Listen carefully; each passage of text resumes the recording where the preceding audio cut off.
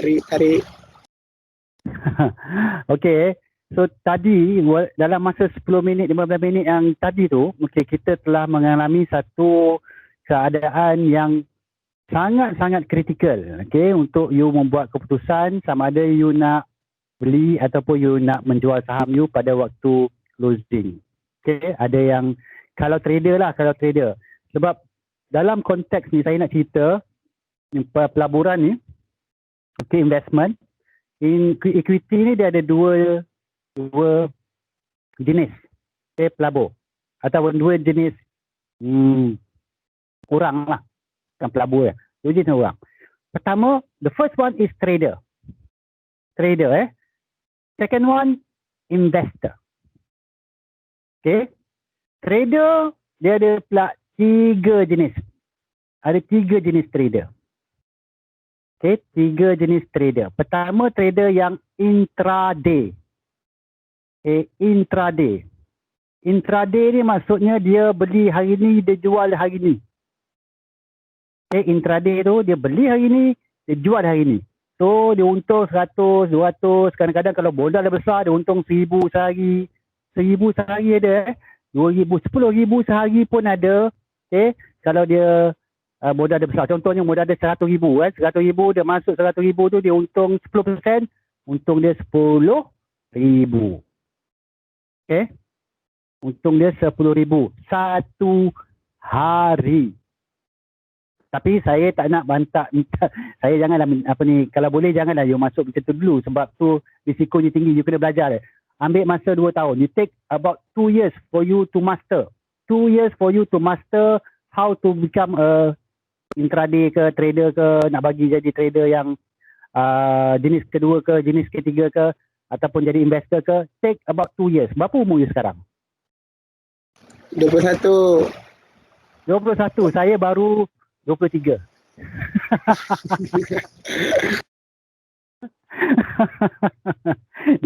Percaya tak percaya?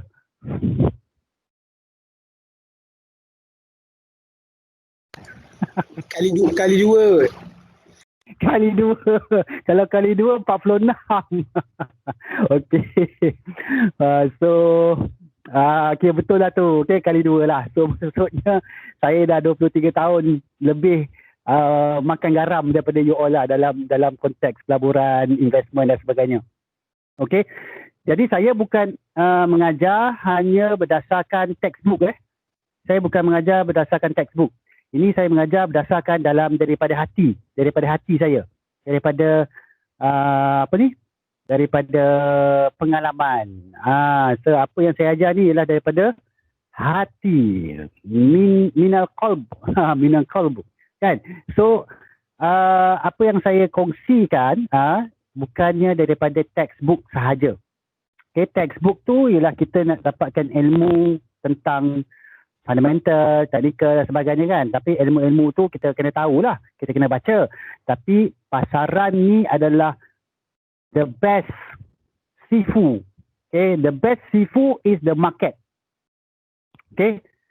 Pasaran adalah sifu yang terbaik untuk you belajar. Sebab tu nanti kalau you buat you punya paper trade tu dalam bursa marketplace, di bursa marketplace tu tolong tulis. Kenapa you rugi? Kenapa you untung? Strategi apa you pakai? Kalau 2 tahun you buat macam tu, you dah mahir dah. Apa? Sebab apa? Untung, sebab apa rugi? 2 tahun you buat macam tu, tak payah pakai duit betul, tapi gunakan paper trade kan? Bursa marketplace tu, 2 tahun tu adalah sifu yang terbaik untuk you. So you boleh buat duit dah masa tu. Lepas 2 tahun tu you dah boleh buat duit dah masa tu. You dah boleh confident. You dah boleh dapat, kalau contoh you tiba-tiba ada modal, you dah ada modal dalam masa tu, you masuk modal contohnya 10,000, you dah boleh buat satu hari 1,000. Kalau you dapat 10% satu hari. Tapi sebab you dah jumpa dia punya teknik, you dah tahu dah, you dah apa, so senang je. Sebab tu ramai orang jadi full time trader. Full time trader. Jadi saya bagi tahu tadi yang pertama full trader, apa jenis dia? Yang pertama Intraday trader, iaitu beli hari ni, dia jual hari ni juga. Itu namanya the first one. The second one apa? Iaitu dia panggil swing trader, macam main buai, swing trader. Okay, swing trader. Swing trader ni dia beli dan jual dalam masa 3 hari ke, 4 hari ke, seminggu ke, okay, sebulan ke, itu dia panggil swing trader. Okay, dia mengayun, dia tunggu, dia pegang lama sikit lah. Dia pegang lama sikit berbanding dengan intraday. Intraday ni dia pegang sehari. Kadang-kadang dia pegang dalam masa seminit, kadang-kadang 5 minit, kadang-kadang 10 minit. Okay.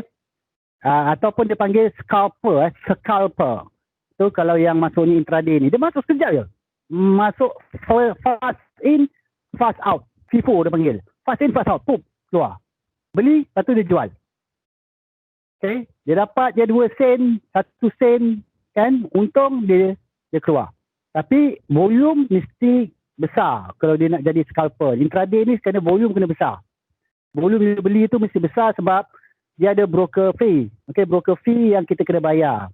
Broker fee ni kadang-kadang ada yang RM8 sekali beli, kadang-kadang ada RM12 sekali beli, kadang-kadang RM28 sekali beli. Okay? Jadi kalau you beli sikit sangat, tak cukup you nak cover broker you dulu nanti. So rugi sebenarnya. Untung broker lah untung. Okay, yang untung nanti broker. Okay, alright. So yang kedua tadi ialah swing trader. Dia beli, dia akan simpan 3-4 hari, dia akan simpan seminggu, dia akan simpan sebulan. Yang ketiga dia panggil position trader. Position trader. Yang ni ialah dia pegang mungkin 3 bulan, 6 bulan. Dia pegang ni position. Dia lama sikit. Tapi dia tak jadi investor. Investor ni dia akan pegang lagi lama. Dia akan pegang setahun ke 5 tahun ke. Dia terus melabur dalam syarikat tersebut. Dia beli lagi. Harga dia jatuh, dia beli lagi. Dia melabur dalam syarikat tersebut. So dia investor ni, beza dia panjang, masa dia panjang. Trader, dia jangka dia pendek. Jangka masa dia pendek. Dan juga perbezaan antara analisis yang dibuat oleh investor dengan juga trader. Trader ni sebanyakannya dia adalah chartis, dia panggil chartis. Technician. Dia tengok kepada technical analysis. Technical analysis. Kalau investor, dia tengok kepada fundamental analysis. Okey, faham tak apa dia technical dan juga fundamental analysis tu? Tahu ke tak? Kita akan belajar nanti. Tahu ke tak? Tak tahu kursus you all, kursus Bachelor of Islamic Banking and Finance kan? Yeah. Okay, so maksudnya you mesti dah belajar tentang fundamental analysis. You mesti dah belajar financial management. You mesti dah belajar financial statement analysis. You mesti dah belajar macam-macam kan? Betul tak? Corporate finance you dah belajar. Okay, yang tu semua adalah fundamental analysis. Okay, yang tu adalah fundamental analysis. You buka annual report, you baca annual report, you tengok dia punya account, you tengok dia punya ratio, you tengok dia punya future business. Itu semuanya dia panggil fundamental analysis.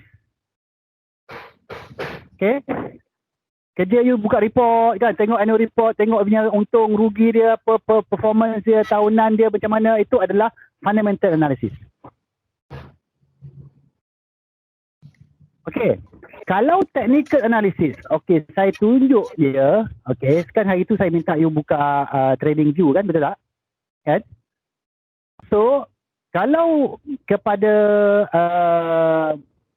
technical, dia akan tengok carta. Contohnya macam ni Sekarang nampak tak saya punya screen? Nampak. Okay, contoh Kalau contohnya saya gunakan platform ni, okay, saya gunakan platform, Saya buka yang ni tak ada sebab ni hari baru satu hari. Yang ni okey, kita tengok yang paling tinggi ni lah. Okey, kita tengok kepada advanced charting. Okey. Ini adalah dinamakan technical analysis. You hanya melihat kepada carta. Okay, carta je you tengok. You tak tengok pun annual report dia, you tak tengok pun dia punya ratio dia apa semua. Hanya you tengok kepada dia punya carta. Okay. So, kalau you tengok carta dia, you tengok candle, ini dia panggil candlestick Candle naik, ada candle hitam tu turun. Okay. So, you boleh tengok mingguan, you boleh tengok dia sama ada time frame dia, you nak ambil harian ke, ni harian, you boleh tengok dalam masa jam, ni ikut jam. Okay, dia bergantung kepada trader jenis apa tadi. Kalau trader yang intraday, dia akan tengok masa dia pendek sikit, masa dia kecil. Kalau you trader swing position, you akan pergi tengok kepada yang lebih kepada satu hari. Okay, sebagai contoh. So, berbeza-beza. Okay, kalau you trader jenis apa, dan nak tahu you ni jenis apa, you kena kenal diri you sendiri. Okay, you kena mengenali diri you sendiri. Bukannya orang lain, bukannya saya nak beritahu you ni intraday trader ke, atau broker you ke yang beritahu you ni intraday ke, you swing ke, you investor ke. Ya, sebenarnya you kena kenal diri you sendiri. Barulah you boleh tahu, okey sebenarnya saya ni memang trader ataupun saya investor.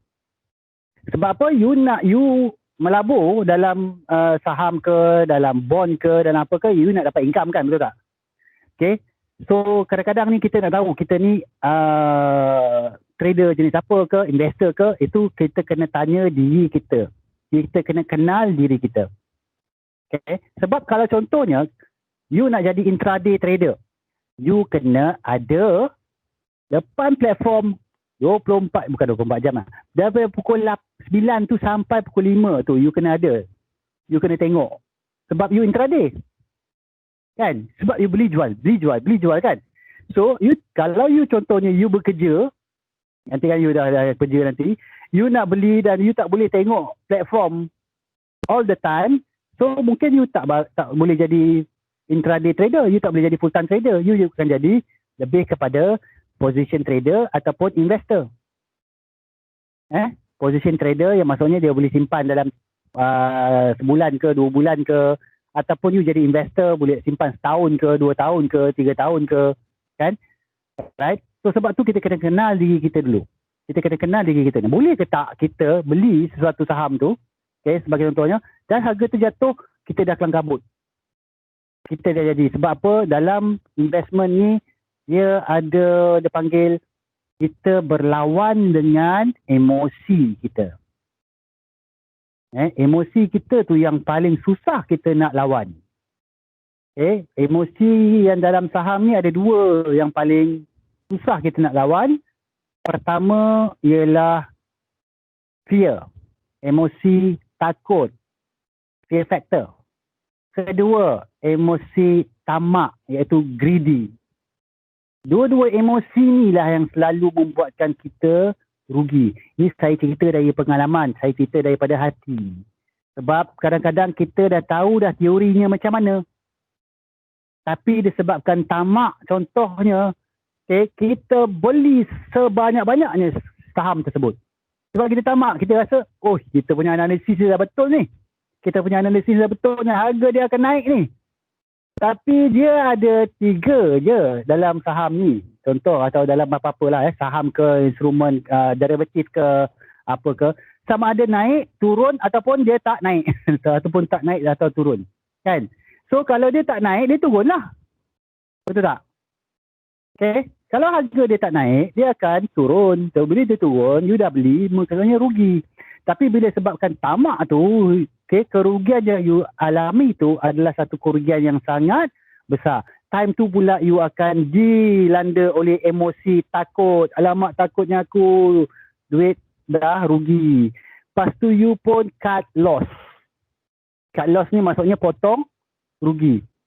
Lepas potong rugi, tiba-tiba harga naik balik. Nampak? Emosi kita mengganggu kita dalam ni. Sebab tu kita kena pentingnya, kita kena ada mindset, kita ada method dan kita ada money management, pengurusan duit dalam pelaburan.